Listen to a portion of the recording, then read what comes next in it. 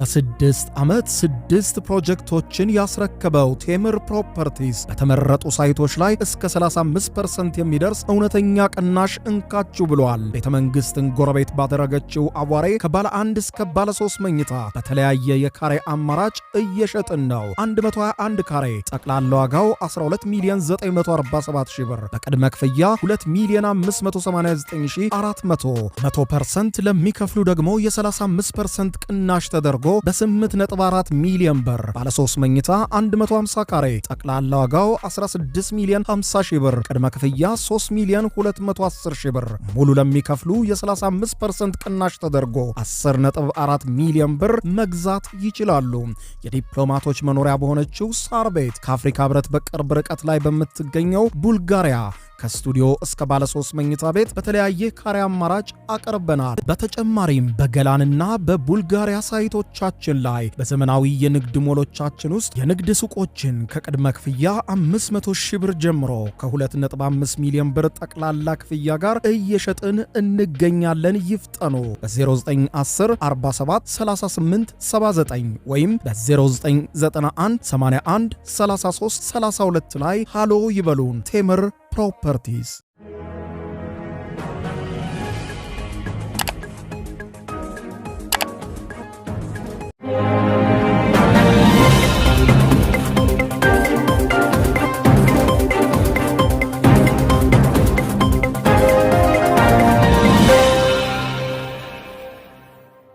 ጤና ይስጥልኝ ክቡራትና ክቡራን የዩቲዩብ ቻናል ቤተሰቦች፣ የሰዓቱን አጫጭር መረጃዎች ይዤ ቀርብ ያለው እስከ ፍጻሜው አብራችሁን ቆዩ።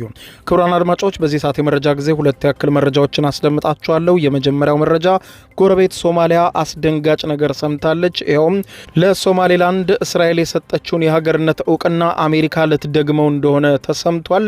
ይህንንም ተከትሎ ደግሞ ሶማሌላንድም አሜሪካ በሶማሌላንድ ውስጥ የማዕድን ማውጣትን ጨምሮ የጦር ሰፈር ማቋቋም ፈቀደላት ይፋ አድርገዋል።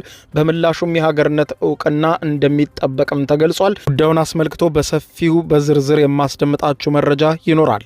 በሌላ በኩል ክቡራን አድማጮች የኢራንና የአሜሪካ ነገር ወደ መጨረሻው ምዕራፍ እየተጠጋ ባለበት በአሁኑ ሰዓት የኢራኑ መንፈሳዊ መሪ አያቶላ አሊ ካሚኒ አስገዳጅ የሆነውን ምርጫ መርጠናል ብለዋል። በዚህም ደግሞ አሜሪካን ፊት ለፊት እንጋፈጣታለን ሲሉ ነው ይፋ ያደረጉት።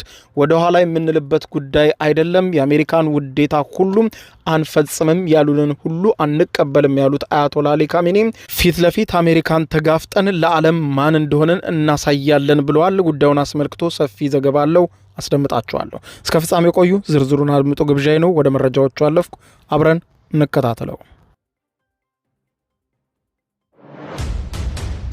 በቅድሚያም ጎረቤት ሶማሊያ አስደንጋጭ ዜና መስማቷ ተሰማ። ይኸውም ሶማሌላንድ ከአሜሪካ የሀገርነት እውቅና ልታገኝ እንደሆነ ተዘገበ። ሶማሌላንድ ለአሜሪካ ማዕድናትና የጦር ሰፈር ለመስጠት ፈቃደኛ መሆኗን ይፋ ያደረገች ሲሆን በአሜሪካ በኩል ደግሞ ለሶማሌላንድ የሀገርነት እውቅና ለመስጠት እንደታቀደ ነው መገናኛ ብዙሃን የዘገቡት። በቅርቡ ከእስራኤል ባገኘችው የመጀመሪያ የሀገርነት እውቅና ምክንያት ከፍተኛ ተቃውሞና ውግዘት ከሶማሊያ የተፈጠረባት ሶማሌላንድ ከተጨማሪ ሀገራት እውቅና ለማግኘት በምታደርገው ጥረት ውስጥ ነው ለአሜሪካ ያላትን ፈቃደኝነት በይፋ የገለጸችው። የሶማሌላንድ መንግስት ሚኒስትር የሆኑት ሃዳር ሄሴን አብዲ ለፈረንሳዩ የዜና ወኪል አጃንስ ፍራንስ ፕሬስ እንደተናገሩት ከሆነ አሜሪካ ማዕድናትን ለማውጣትና የጦር ሰፈር እንድትመሰርት ሀገራቸው ፈቃደኛ መሆኗን ይፋ አድርገዋል። ዩናይትድ ስቴትስ ማዕድናትን እንድታወጣ የተለየ ፈቃድ ለአሜሪካ ለመስጠት ፈቃደኞች መሆናችንን ገልጸናል ብለዋል። በተጨማሪም አሜሪካ ግዙፍ የጦር ሰፈር በሶማሌላንድ ውስጥ እንዲኖራት በራችን ክፍት መሆኑን አሳውቀናል በማለት ሶማሌላንድ ያላትን ፍላጎት በግልጽ ተናግረዋል። ሚኒስትር ሃዳር አክለውም ከአሜሪካ ጋር በአንዳንድ ነገሮች ላይ ከስምምነት ላይ እየደረስን ነው በማለት ገልጸዋል። የእስራኤል የቅርብ ወዳጅ የሆነችው አሜሪካ እስካሁን ለሶማሌላንድ የሀገርነት እውቅና ለመስጠት ውሳኔ ላይ እንዳልደረሰች የተነገረ ቢሆንም የሀገርነት እውቅና ለመስጠት መንገድ መጀመሩ ግን ተዘግቧል። በአሜሪካ መንግስት ውስጥ ያሉ ባለስልጣናት እውቅና እንዲሰጥ ከፍተኛ ግፊት እያደረጉ መሆኑም ተነግሯል። ይህ የአሁኑ የሶማሌላንድ ፈቃደኝነት ከተሰማ በኋላ ወትሮውኑ የሶማሌላንድ ጉዳይ እንቅልፍ የሚነሳት ጎረቤት ሶማሊያም በጉዳዩ ዙሪያ ቁጣዋን ገልጻለች። አሜሪካ እስራኤል ለሶማሌላንድ እውቅና መስጠቷን የራሷን መብት መሆኑን ከዚህ ቀደም የገለጸች ሲሆን ምንም እንኳን ፕሬዚደንት ትራምፕ ከፓርቲያቸው ሪፐብሊካን አንዳንድ አባላት ግፊት እየተደረገባቸው እና ለሶማሌላንድ እውቅና እንዲሰጡ እየተጠየቁ እንደሆነም አመልክቷል። የሶማሌላንድ ፕሬዚደንት አብዱራህማን መሐመድ አብዱላሂ በቅርቡ እስራኤል በሀገራቸው የማዕድን ሀብት ማውጣት ውስጥ እንድትሳተፍ ፍላጎት እንዳላቸው ጠቁመው እንደነበር አይዘነጋም።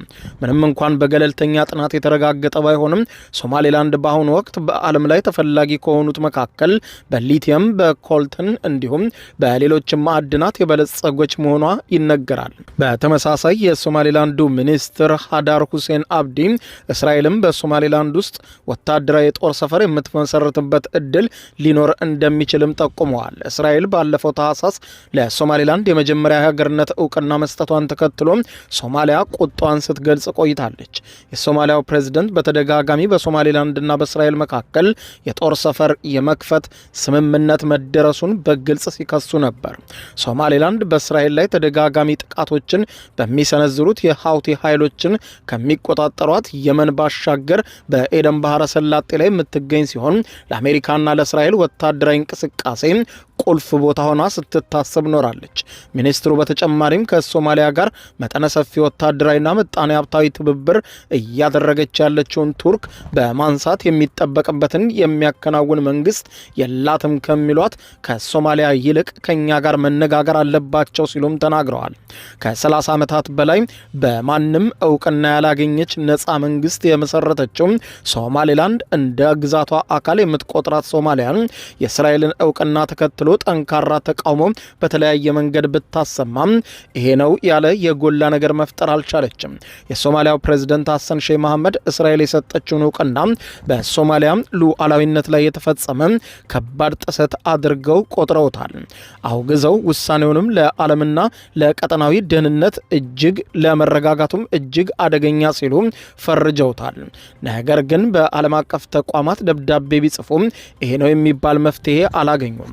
አሁን ደግሞ የአሜሪካ እውቅና ለመስጠት ዳርዳር ማለትና የሶማሌላንድም ተስማምቶ መገኘት ሶማሊያን በእጅጉ አስደንግጧል። በሌላ ዜና ኢራን ለአሜሪካ እጅ ከመስጠት ይልቅ ፊት ለፊት እንደምትጋፈጥ ገለጸች። ሰጥቶ በመቀበል መርህ ከአሜሪካ ጋር እንደራደራለን እንጂ አሜሪካ ያለችንን ሁሉም አንፈጽምም ያሉት አያቶላ አሊ ካሚኒ ፊት ለፊት አሜሪካን እንጋፈጣታለን ሲሉ ተናግረዋል። የአሜሪካ ጦር በመካከለኛው ምስራቅ እያደረገ ያለው ግዙፍ ወታደራዊ ኃይል የማሰባሰብ እንቅስቃሴ በድንገት ሊወስድ ስለሚችለው እርምጃ ምልክት ከመስጠት አልፎ ወደ ጥቃት ለመሸጋገር ዝግጅቱ አጠናቋል ያለው የቢቢሲ ዘገባ ዩኤስኤስ አብርሃም ሊንከን የተሰኘው ግዙፍ አውሮፕላን ተሸካሚ የአሜሪካ የጦር መርከብ ወደ ኢራን ባህር ዳርቻዎች ከተጠጋ ሰንበትበት ብሏል። ከቀናት በፊት ደግሞ ሌላኛው የአውሮፕላን ጫኝ መርከብ ዩኤስኤስ ጄራርድ ፎርድ በጂብራልታር ወሽመጥ አልፎ በኢራን የባህር ዳርቻ አቅራቢያ ደርሷል። ሌሎችም የአሜሪካ ግዙፍ ወታደራዊ ኃይሎችም ወደ ቀጠናው መንቀሳቀሳቸውን የፕሬዝደንት ዶናልድ ጄ ትራምፕ አስተዳደር በሰፊው ገልጿል። እንደዚህ አይነት ወታደራዊ ስምሪቶች ዲፕሎማሲያዊ ጫና ለመፍጠር ሊያግዙ ይችላሉ። የጦር እንቅስቃሴ በጥቅሉ ሲያስተውሉት ግን አሜሪካና ኢራን እያደረጉ ያሉት ቀጥተኛ ያልሆነ ድርድር ቅርቃር ውስጥ እንደገባም ተመልክቷል። በአሁኑ ሰዓት ኢራን ፈጽሞ ለአሜሪካ ፍላጎቶች እጅ እንደማትሰጥና ሰጥቶ በመቀበል መርህ ብቻ ለመደራደር ዝግጁ መሆኗን ከዚያ ባሻገር ግን እጅ እንደማትሰጥ ገልጻለች።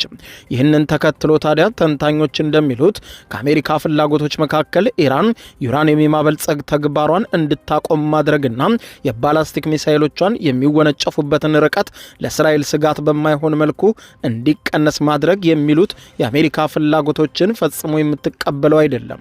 ኢራን በመላ ቀጠናው ለሚገኙ ታጣቂ ቡድኖች የምታደርገውን የወታደራዊ ድጋፍ ማቆም አለባት የሚለውን ከቅድመ ሁኔታዎቹ አንዱ ሲሆን የአሜሪካ ውጭ ጉዳይ ሚኒስትር ማርኮ ሩቢዮ እንደሚሉት ከሆነ ኢራን የራሷን ዜጎች የምትይዝበት መንገድ መቀየር አለባት የሚል ጥያቄም ቀርቧል።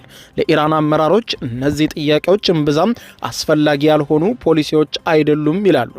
የኢራን መንግስት የሀገር ደህንነት ስጋቶቹን የዘረጋበት መሰረት የሚንዱ ጉዳዮች ናቸው ያለው ይሄው የመገናኛ ብዙሃን ትንታኔ ሀያል ዓለም አቀፍ አጋር የሌላት ኢራን ለዓመታት አክሲስ ኦፍ ሬዚስታንስ ስትል የምትጠራው ራስን የመከላከል መዋቅር ስትገነባ 10 ዓመታትን አሳልፋለች። ይህ መዋቅር የኢራን አጋር የሆኑ ታጣቂ ቡድኖችን የያዘ መረብ ሲሆን ዋነኛ ግቡም ግጭቶችን ከኢራን ድንበር እንዲርቁና እስራኤል ላይ ግፍ እንዲጨምር ማድረግ ነው። ተንታኞች እንደሚሉት ከሆነ ኢራን በአሁኑ ሰዓት አማራጭ የላትም። ሁኔታውን ፊት ለፊት ከመጋፈጥ ውጭ የቀረበላት አማራጭ ይህንን አድርጊ አሊያም ውጪ የሚል ነው። ከሁለቱም ደግሞ መጥፎ አማራጮች የትኛውም ሊመረጡ የማይችሉ በመሆናቸው አሜሪካም ፊት ለፊት የመጋፈጥን ፖሊሲ ኢራን ወደፊት አምጥተዋለች ይላሉ። ከኢራኑ ጠቅላይ መሪ አያቶላ አሊ ካሚኒ አንጻር ደግሞ ሁኔታው ሲታይ እነዚህ ቅድመ ሁኔታዎችን መቀበል በፕሬዝደንት ዶናልድ ጄ ትራምፕ ከሚመራው የአሜሪካ መንግስት ጋር ውስን ጦርነት ውስጥ ከመግባት የበለጠ አደገኛ ሆኖ ሊታይ እንደሚችል ተዘግቧል። ምንም እንኳን ወታደራዊ ግጭት ዋጋ ቢያስከፍልም በህይወት ተርፎ መውጣት የሚቻልበት እንደሆነም ሊታሰብ ይችላል በማለት ተንታኞች ይገልጻሉ። ሁሉንም ስትራቴጂካዊ ጥቅሞች፣ ተጽዕኖዎችና ወታደራዊ አቅሞች ማጣት ግን ምናልባትም ተርፎ የመውጣት እድልን የማይሰጥ በመሆኑ ከአሜሪካ ጋር ቅድመ ሁኔታዎቹን አክብሮ መደራደር አስቸጋሪ እንደሆነ ለኢራን ተዘግቧል። ይህ አይነቱ ስሌት የሚያመጣው ስጋት ግን እንዲሁ በቀላሉ የሚታይ እንዳይደለም፣ የሚያመጣው መዘዝም በኢራን ላይ ብቻ ሳይሆን በቀጠናው ሀገራትም የደቀነው ከባድ ስጋት ነው ይላሉ።